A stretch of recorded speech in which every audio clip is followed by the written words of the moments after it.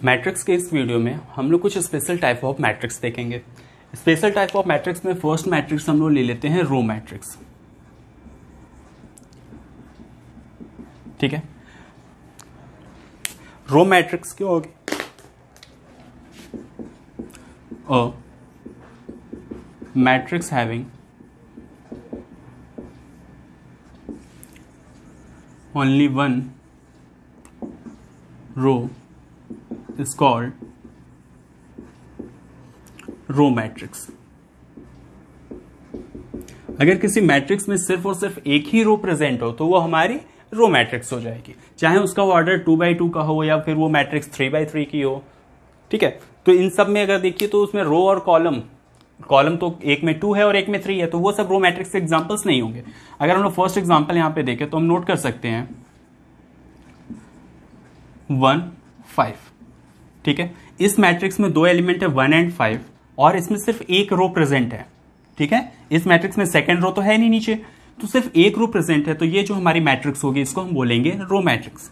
इसके second example में अगर हम ले लें तो हम नोट कर सकते हैं 1 5 9। तो इस मैट्रिक्स में भी देखें तो सिर्फ एक रो प्रेजेंट है। ठीक है, सेकंड थर्ड कोई भी रो यहां पे अवेलेबल नहीं है। नंबर ऑफ कॉलम्स कुछ भी हो सकते हैं, हमें बस नंबर ऑफ रो पे ध्यान देना है। ठीक है, तो अगर कोई मैट्रिक्स रो मैट्रिक्स है तो उसमें सिर्फ एक रो प्रेजेंट होगी और वो क्या हो जाएगी? हमारी रो मैट्रिक्स। सेकंड है हमारा column matrix.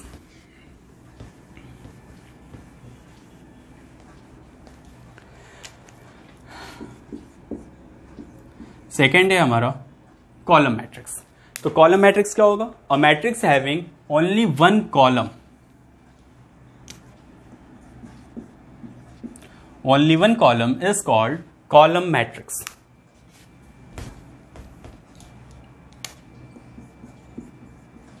Is called column matrix. इसके एग्जांपल्स देख लेते हैं। 1 5, इस मैट्रिक्स में सिर्फ और सिर्फ एक कॉलम है, second column third column absent है, तो ये हमारा कॉलम मैट्रिक्स हो गया। सेकंड एग्जांपल में हम ले लें 1 5 एंड 9, तो इसमें सिर्फ एक कॉलम प्रेजेंट है, दूसरा कॉलम तीसरा कॉलम यहां पे कोई भी नहीं है, तो ये भी हमारा क्या हो गया? एक कॉलम मैट्रिक्स। इन सब के बाद हम देखते हैं स्क्वायर मैट्रिक्स।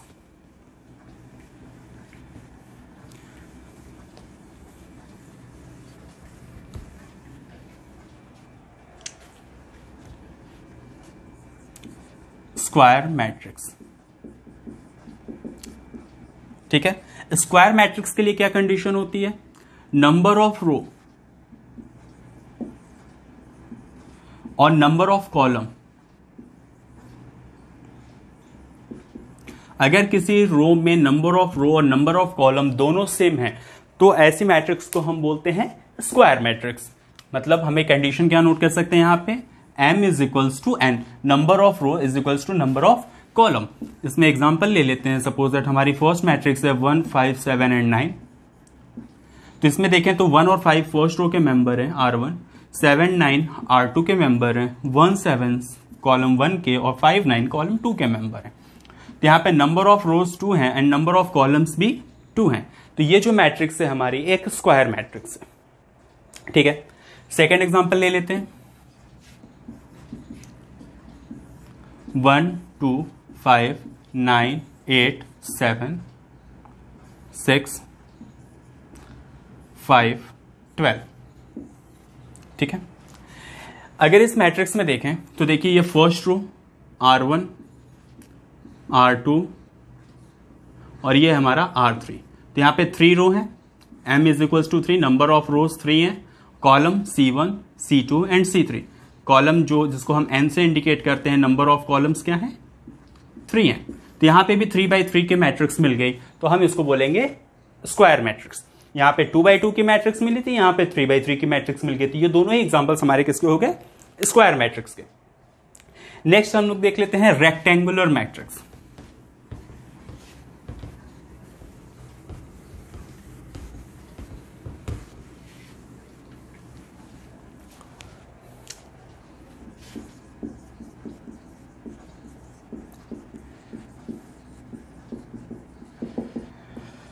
रेक्टेंगुलर मैट्रिक्स में क्या होगा?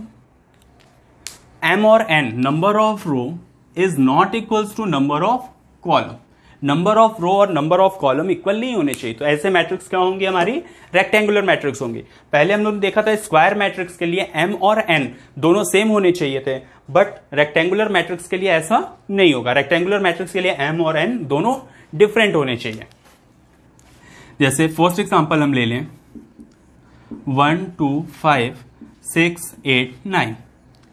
तो इसमें अगर हम नंबर ऑफ रो देखें 1 2 रो है, m इज इक्वल्स टू 2 है, कॉलम 1 2 3 कॉलम्स, मतलब n की वैल्यू 3 है।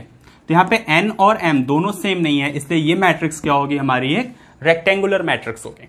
सेकेंड एग्जांपल अगर हम लेना चाहें 1 2 5 9 8 6, इसमें भी देखें तो नंबर ऑफ रो 1 2 3 रो है, m is equals to 3, number of columns 1 and 2, number of columns हैं 2। तो ये भी हमारी एक रेक्टेंगुलर मैट्रिक्स है, क्योंकि m और n यहां पे सेम नहीं है। तो square matrix, rectangular matrix, column matrix, row matrix, ये सारी चीजें क्लियर हो गई। अब हम लोग आते हैं डायगोनल मैट्रिक्स में।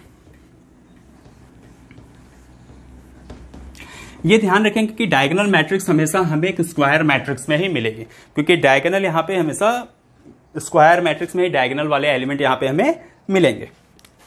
तो चलिए देखते हैं डायगोनल मैट्रिक्स। तो डायगोनल मैट्रिक्स क्या होगी, ऐसी मैट्रिक्स जिसके डायगोनल के एलिमेंट तो प्रेजेंट हो, बट अदर आपके डायगोनल को छोड़ के जितने भी एलिमेंट्स होते हैं उस मैट्रिक्स के 0 होने चाहिए। सपोज दैट कोई मैट्रिक्स हमने नोट किया 1 0 0 2। अगर इस मैट्रिक्स में देखें तो डायगोनल को छोड़कर, ये हमारा डायगोनल है, डायगोनल एलिमेंट कौन कौन से हैं 1 एंड 2, तो ये हमारा देखिए डायगोनल है। इस डायगोनल को छोड़ के इसके सारे एलिमेंट्स 0 हैं, तो ये हमारा हो गया एक डायगोनल मैट्रिक्स। इसका एक और एग्जांपल देख लेते हैं 1 0 0 0 5 0 0 0 8। एक ये भी मैट्रिक्स है। इस मैट्रिक्स में भी देखें तो जो हमारा डायगोनल है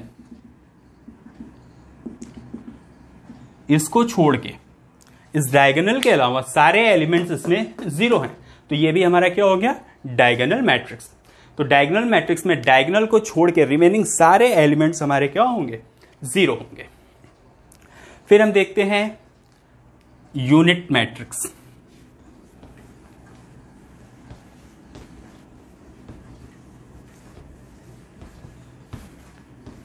अब हमारा है यूनिट और आइडेंटिटी मैट्रिक्स।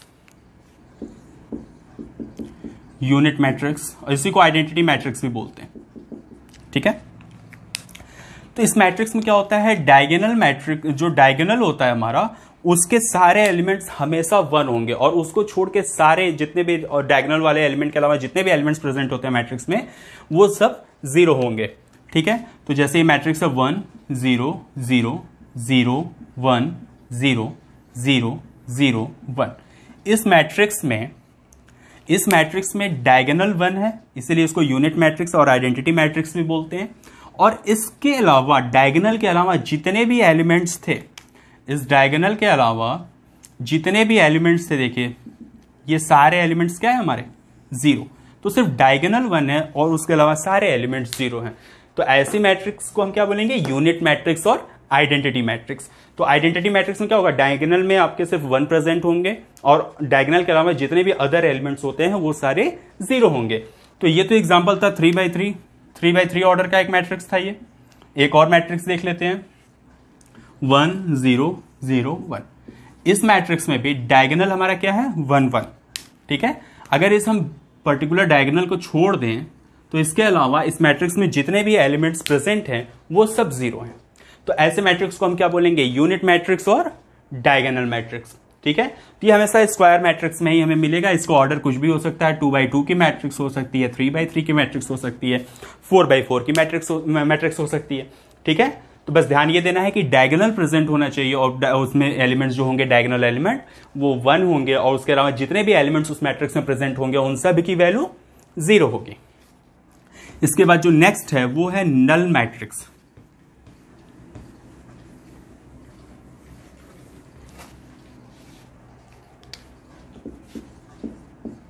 नल मैट्रिक्स ठीक है। नल मैट्रिक्स में क्या होती है, इसके सारे एलिमेंट्स, इस मैट्रिक्स में जितने भी एलिमेंट्स होते हैं वो सब जीरो होंगे। अगर किसी मैट्रिक्स में सारे के सारे एलिमेंट्स जीरो हो जाते हैं तो उसको हम नल मैट्रिक्स और जीरो मैट्रिक्स बोलते हैं।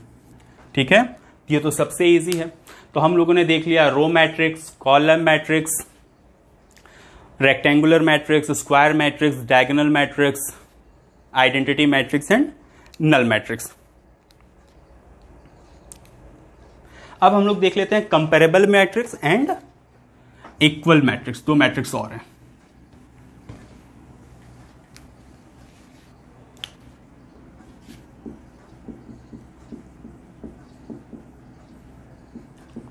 कंपेरेबल मैट्रिक्स और इक्वल मैट्रिक्स। ठीक है, तो कंपेरेबल मैट्रिक्स क्या होते हैं, दो मैट्रिक्स कंपेरेबल मैट्रिक्स तब कहे जाएंगे जब उन दोनों में नंबर ऑफ रोज और नंबर ऑफ कॉलम्स सेम हो।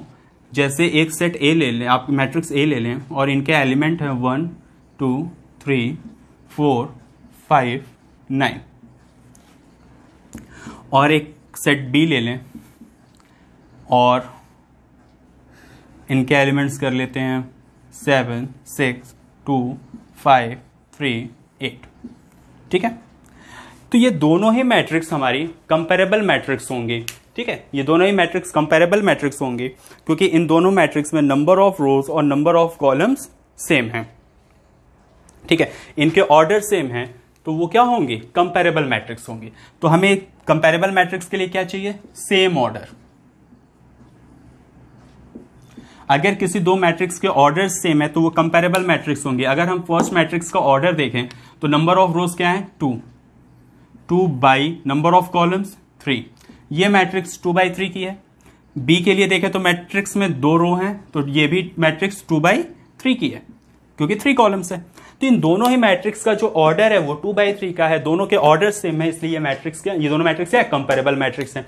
एलिमेंट से मतलब नहीं रखना है, एलिमेंट डिफरेंट है या सेम है उससे हमें कोई मतलब नहीं है, हमें सिर्फ ऑर्डर को ध्यान देना है। ऑर्डर सेम है तो दोनों मैट्रिक्स आपकी कंपेरेबल मैट्रिक्स हो गई। अब आता है इक्वल मैट्रिक्स।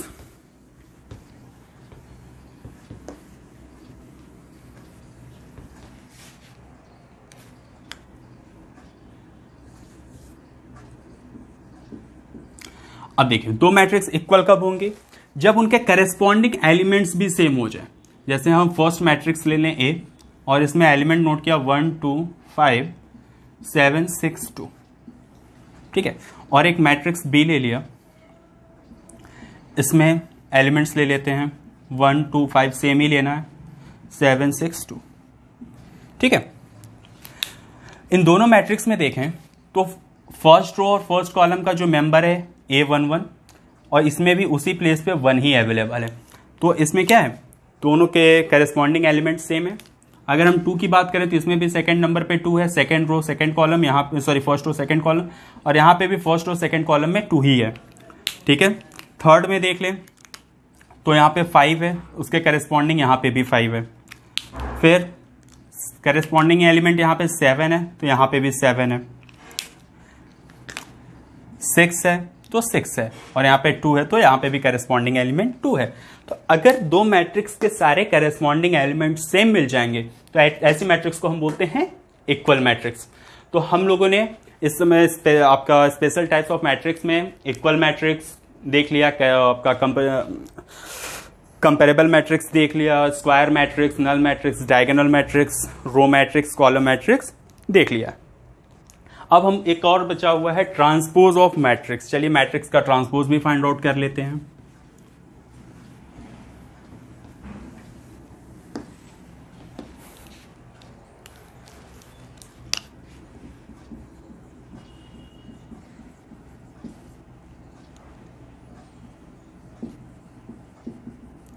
चलिए ट्रांसपोज ऑफ मैट्रिक्स क्या होगी, सपोज दैट हमें कोई मैट्रिक्स गिवन है। Transpose of matrix find out करने के लिए रो को कॉलम में इंटरचेंज कर देते हैं। ठीक है, रो को कॉलम में अगर चेंज कर देंगे तो हमें जो मैट्रिक्स मिलेगी वो हमारी ट्रांसपोज ऑफ मैट्रिक्स होगी। सपोज दैट कोई हमारी मैट्रिक्स ए है जिसके एलिमेंट है 1 5 7 2 6 8। ठीक है, ये हमारी कोई एक मैट्रिक्स है। तो अगर हमें इसका ट्रांसपोज फाइंड आउट करना है तो ट्रांसपोज के लिए AT, ठीक है, ट्रांसपोज ऑफ मैट्रिक्स A। अगर हमें ये ट्रांसपोज फाइंड आउट करना है तो हम क्या करेंगे, रो को कॉलम में चेंज कर देंगे, ठीक है। तो हमारा फर्स्ट रो क्या है 157, तो जो हमारा फर्स्ट रो है वो हमारा फर्स्ट कॉलम बनेगा, तो हम 157 इस रो को कॉलम में कन्वर्ट करके नोट कर देंगे। फिर हमारा जो सेकेंड रो है 268, इसको हम अपना सेकेंड कॉलम बना देंगे, ठीक है। तो जो फर्स्ट रो था उसको फर्स्ट कॉलम और सेकेंड रो को सेकेंड कॉलम नोट कर दिया, तो ये हो गया ट्रांसपोज ऑफ मैट्रिक्स, ठीक है। एक और एग्जांपल ले लेते हैं इसको।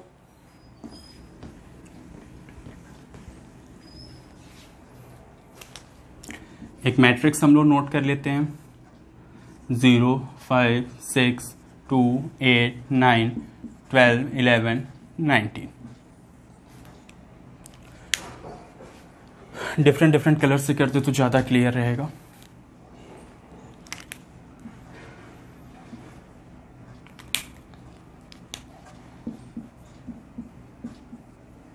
ठीक है, ये हमारी एक मैट्रिक्स है जिसका ऑर्डर 3x3 है। हमें इसका ट्रांसपोज फाइंड आउट करना है, A transpose of matrix A। तो चलिए इसका ट्रांसपोज फाइंड आउट करते हैं।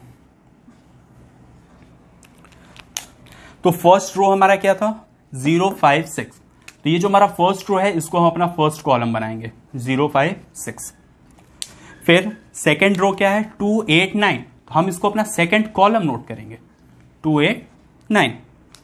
थर्ड रो हमारा क्या है 12 11 19, तो इसको हम 12 11 19 उसी सीक्वेंस से अपना थर्ड कॉलम नोट करेंगे। तो जो हमारा फर्स्ट रो था वो फर्स्ट कॉलम हो गया, second row second column and third row third column. तो ये क्या हो गया ट्रांसपोज ऑफ मैट्रिक्स A, ठीक है। तो मैट्रिक्स के कुछ स्पेशल टाइप्स हम लोगों ने देख लिए हैं। नेक्स्ट वीडियो में हम लोग ऑपरेशन ऑन मैट्रिक्स देखेंगे, उसकी एडिशन सब्ट्रैक्शन मल्टीप्लीकेशन जो भी प्रॉपर्टीज है उसको हम लोग अपने नेक्स्ट वीडियो में कवर करेंगे। Please like, share and subscribe. Thank you.